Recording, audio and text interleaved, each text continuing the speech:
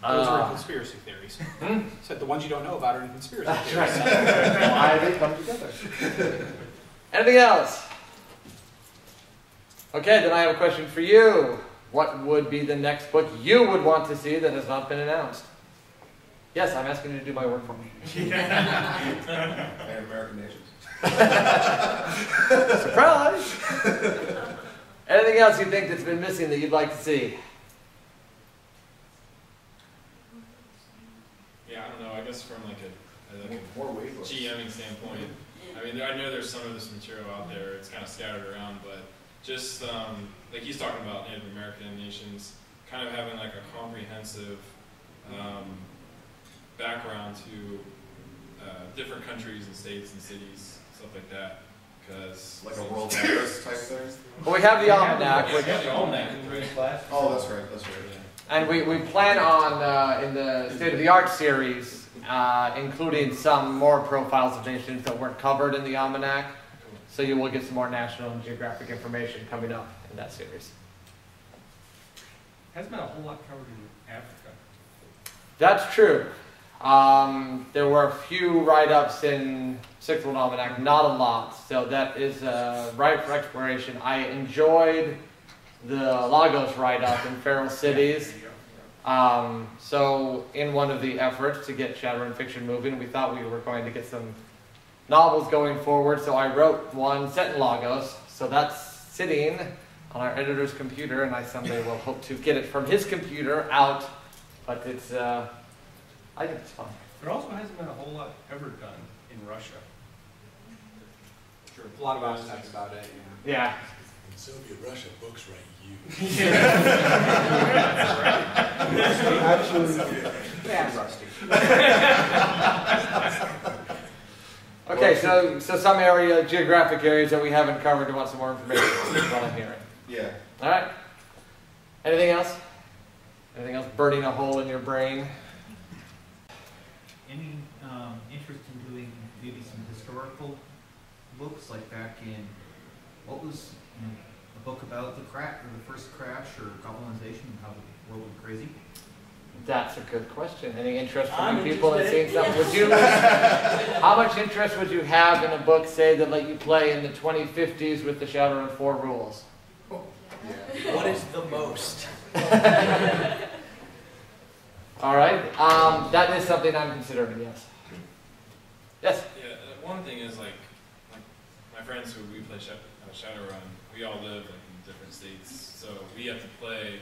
We play on Vent, like, online, and we use a virtual tabletop called Aptool. And somebody actually, it's an open source, and somebody actually has made it's called a framework where like macros are built in. Somebody actually has made a 4th edition Shadowrun framework for the game. Like everything is built in.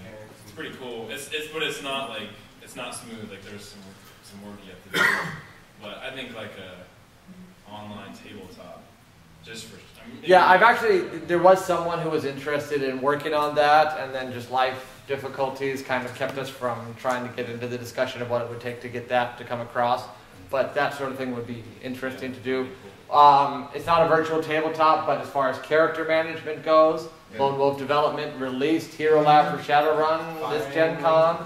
So it is out, it is on sale, you can get it and make character creation and management much easier. It's a lot. It's very, very shiny. Is it? Yes, very. If you play in the events and get a pre-generated character in the events here at GenCon, they'll be printed up from... Actually, even if you don't get a pre-generated character, if you ask the room captain, he can show you the pre-generated character, and the laptop that's down there also has it on there. So you can take or a quick stop look by at it. 18. Yes, or stop by Lone Wolf Studios. Yeah, if you're at the Catalyst booth and you look into the hall and you'll see a banner from the back that's got a wolf howling at the moon, that's Lone Wolf Development, so you can go back there and see they it in have action. computers set up and they have it there. Yep. Oh, right. Were there more hands? All right, then I want to recognize some people and give out some thanks. First of all, we recognize the freelancers from Street Legends, but I want to recognize anyone who's written for a Shadowrun product recently. Raise your hands. Good job, guys. Thank you very much. Just so you know, we do have more freelancers than this. Just they're running games, they're running booth demos. One of the fun things about Shadowrun also is that along with the books we produce here, we're licensed to, there are licenses out there to produce books in other countries. And Pegasus in Germany has been doing some fine work and coming out with some exciting stuff. They also have some cool Shadowrun gear. We have some representatives back there from Pegasus, if they'll wave. Do